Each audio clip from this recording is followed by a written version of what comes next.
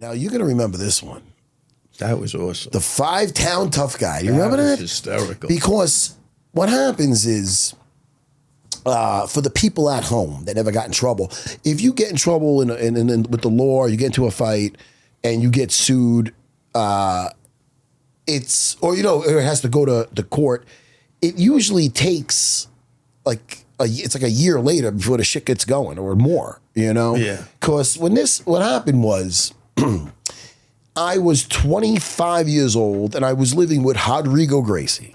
And me and Rodrigo had an apartment in Woodmere, Long Island. And man, it was a blast. We had a good time. And we were just talking about the Vanderbilt fights, Yeah.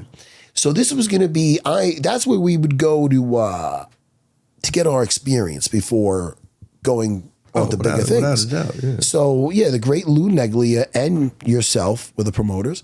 So that's where I used to cut my teeth, and Rodrigo had his first fight lined up. So it was me, him, and that guy, Scott. You remember Scott? So I'm driving him on Broadway, and Christian, you know that area too, probably. I'm on Broadway in Woodmere, and there's a big Yukon coming, and they went to go in front of me to turn into the bank, and my car almost hits them. It's one of those, So it's one of these. We put our hands up, and he gets out, I get out, and he's a big Joey Buttafuoco looking motherfucker. He's a big, long eye, big, heavy guy, and he had some little bit of chains, he had some scruff, and I get out, and I'm up to his chest. The other guys didn't even get out. So, and this is when I first started really, we'd been working a lot of the stand-up. Oh, I don't know if you remember. I know where you're going to go. You leg kicked him. And what did he do when I leg kicked him? He said, "That's all you got." Yeah, shit, you remember the story. And he had a good leg kick, man, when he started out. Really good. This guy was meaty. So what happened, when he got in my face, I went to hit him with a fucking elbow, but he was too big, and he kind of rolled with it, and we squared off. So I gave him a Thai kick with my newly Muay Thai skills that I've been working with Longo. And it was a little high on his fucking leg. He goes, "Oh, yeah, that really hurt." So I said, "Fuck this." I bum rushed him into the Yukon, and I swept out his leg, right? Just like I did to Eve Edwards in our fight. When I had him down, he grabbed my shirt, and I had his shirt. Now, this is the funny part. You're going to remember this maybe. At the time, before I had a storefront, I was teaching at a Babylon. I had rented a place, and me and Rodrigo had another place in Valley Stream that we'd rent out a Kempo place. Right, and then when they're done doing their katas, we'd fucking take out the folding mats and put them on the floor. So it was very cramped. So every time somebody's rolling you, you're so used to being like, yo, watch your head, that type of thing, So get this, Christian. I got this guy down against the truck. He's got my shirt. I got his. The wife opens up the back door to see what's going on or something. So Rodrigo goes, "Matt, the door. Watch the door." And then I go, "Watch your head, buddy." And he looked at me. I looked at him, and I fucking cracked him. It was odd. He looked, and once I punched him. He got cut from the punch, and he's like, "Call the police." I go, "What the fuck? What?" I thought this was a mutual thing. Don't you hate that when those guys do the big shit? Baby. Yeah. So I got in my car. I got out of there. I remember when you came to the Vanderbilt. Oh, I came to the Vanderbilt. My hand was big. Yeah, I had and it was a good punch, but my hand was big. It was swollen. So they got the plates, Christian. That's what happened, audience. They got the plates. So So I went, at the time, my brother had something in hook and shoot, that Abu Dhabi thing, and the trials. So I went, and when I was away, my parents, even though I moved out, the license went back to my parents' house, So the detective showed up and this and that. So I had to go turn myself in. And, what happens is, just like, this is what's really shitty, is I had something prior, the whole thing with the ear. Well, you were fighting at the time. I was in now I got into the UFC. This is the thing. They wanted me to plead guilty to an assault. But their story was that we jumped them. There was the three of us, and somebody handed me something shiny, and that's how I cut them, which is fucking ridiculous. Yeah. So, and then they were trying, when they had me there, they were trying to imply, did you know there was a baby in the car? There was no baby in the car. Yeah. There's really It was shady Yeah, shit. we should find that guy today. That fat fuck. Yeah, I hope you're watching, you fat piggy. You know. Anyway, so this guy, I'm not. Now, look, they said if you fight this, you could face up to a year in jail.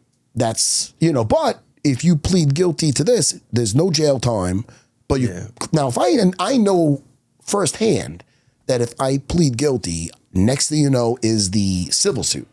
So, you know what I mean? Right, so I'm not doing that shit. And especially under these false, but even, even if you pled not guilty and lost, the civil suit's coming, right?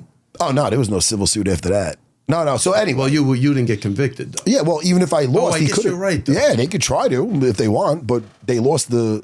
So what happened was I'm going to court now. So I planned on fighting it. Peter Bongiorno, shout out to him. Oh, that was my lawyer I had at the time. So, I had to go to court. Now, since that happened, I planned on fighting it. It got a court date.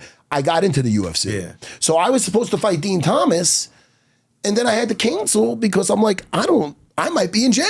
Yeah. You know what I mean? Remember that? Well, he was looking, I think you were looking at 7 years. No, that's if I would have went against the, that's with the ear thing.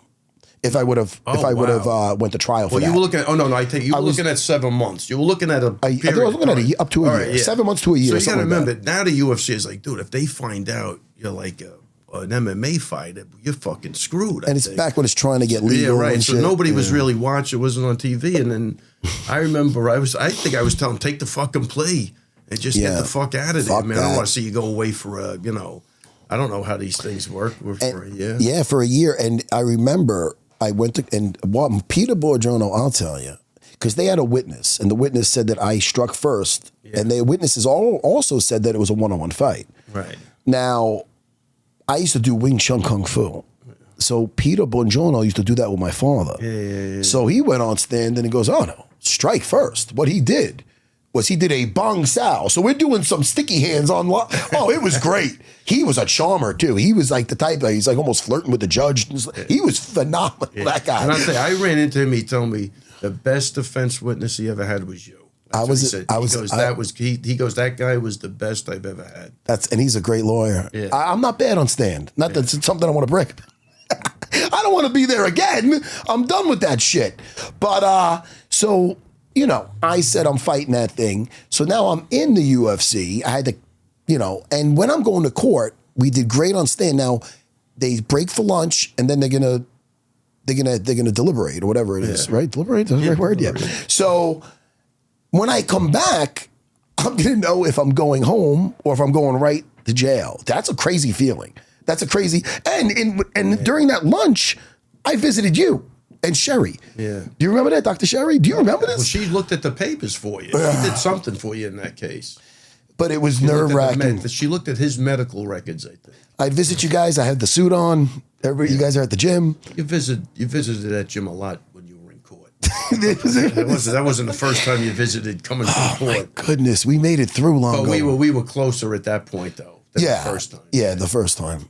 That time, yeah. But so the jury, when this guy showed up at that thing, and he came in with a picture of his kid. First of all, there was no kid in the backseat. He came in with a picture of his son around his thing, around his a picture, a chain, and he has a picture of his little kid around his neck, and he was clean shaven. I'm like, who is this guy? This wasn't the guy that was attacking me.